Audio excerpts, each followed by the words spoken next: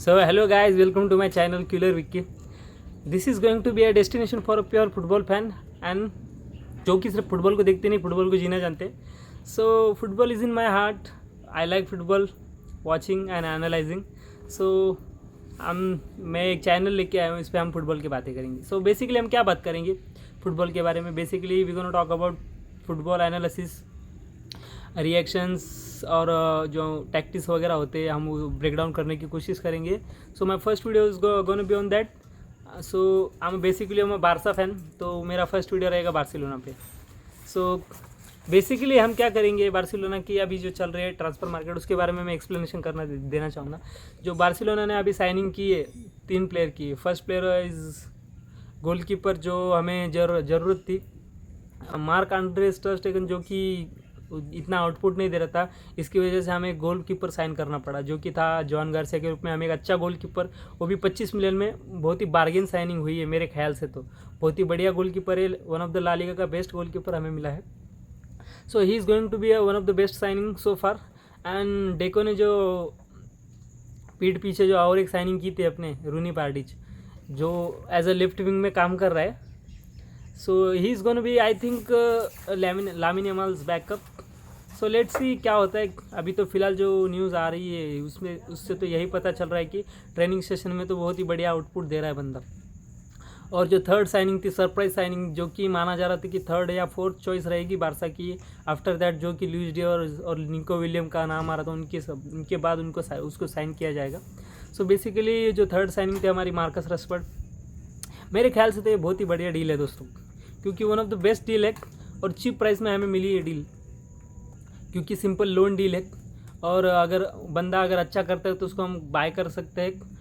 Option to bye है, obligation to bye नहीं है. सो अगर अच्छा करते हैं तो 30 मिलियन का हमें वो ये मिला है, जो 30 मिलियन का टारगेट मिला है. अगर हम वो अच्छा करते हैं तो हम उसको साइन कर सकते हैं, और अच्छा नहीं भी करते तो हम उसको मतलब ऐसे भी बाय नहीं कर सकते. बेसिकली ये बहुत ही अच्छी साइनिंग है मेरे ख्याल से. और हंसी फ्लिक इससे कैसे अभी आउटपुट निकाल के लेता है वो जानना ज़रूरी होगा. So basically Barça is ready. Training session में तो कहा जा रहा है कि कुछ बारसा के यंगस्टर को भी चांस दिया जा रहा है. सो बेसिकली वहाँ पे देखा जाए तो यान विर्गिल का नाम आ रहा है, होफ्रे टोरेंट का नाम आ रहा है, एंड जो कि नया प्लेयर है वो जो सबको सरप्राइज कर रहा है, may be that's a Pedro Rodriguez करके नाम है बंदे का, शायद वही है जो कि सबको सरप्राइज कर रहा है. अभी प्री सीजन टूर में देखेंगे, एशिया को प्री सीजन टूर है बार्सिलोना का. सो लेट्स सी वहाँ पे क्या होता है, कौन सा प्लेयर कितना आउटपुट निकालता है. So I am very excited about that. Hansi Flick अपने प्लेयर को कैसे रोटेट करता है, मिडफील्ड को कैसे रोटेट करता है. बेसिकली हमारा मिडफील्ड तो सॉर्टेड है दोस्तों, वहाँ पे बात करने की ज़रूरत ही नहीं है हमें.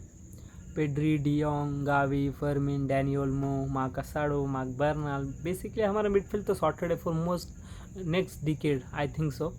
और अभी फ्रेंकी डियोंग का कॉन्ट्रैक्ट रिन्यूअल भी चल रहा है, तो basically he is on the right track, I think so. So मेरे ख्याल से अभी बारसा ने तो कोई बड़ी साइनिंग नहीं की. जो 80 मिलियन का टारगेट दिया जा रहा था लुइस डियाज को कि 80 मिलियन में खरीदेंगे, मेरे ख्याल से अच्छा हुआ कि वो इतना पैसे वहाँ पे बर्बाद नहीं किए. तो अगर बारसा को सही में इन्वेस्ट ही करना है तो कहाँ पे करें. मेरा तो यही मानना है दोस्तों कि अगर इन्वेस्ट ही करना है बारसा को तो मेरे ख्याल से फुल बैक्स पे इन्वेस्ट कर सकती है बारसा, क्योंकि वहाँ पे हमें ज़रूरत है.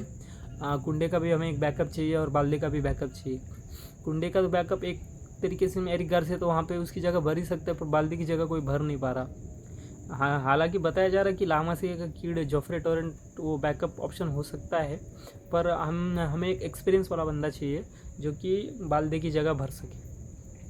सो मेरे ख्याल से अगर बारसा को इन्वेस्ट करना है तो लेफ्ट बैक पोजीशन में कर सकते हैं, क्योंकि ग्रिमाल्डो का नाम बहुत उछल के आ रहा था कि बारसा उसमें इंटरेस्टेड है.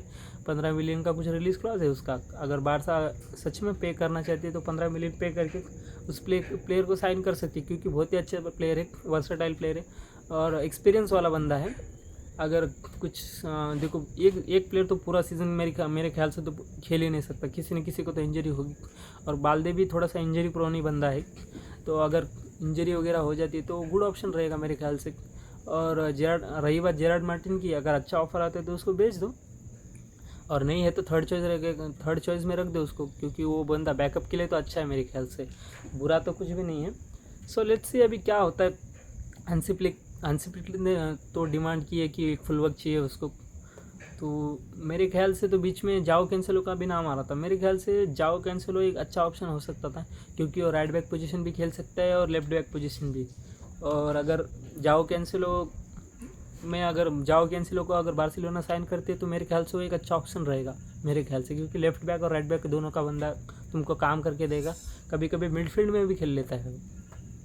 सो देखते हैं अभी क्या होता है।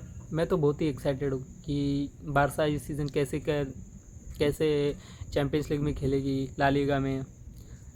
सो देखते हैं अभी क्या होता है।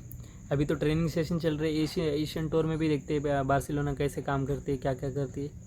सो देखते हैं अभी दोस्तों। So this is my channel killer Vicky, show your support. अगर आप ट्रू में बारसा लवर हो तो सब्सक्राइब करना ना भूलें और लाइक करना ना भूलें।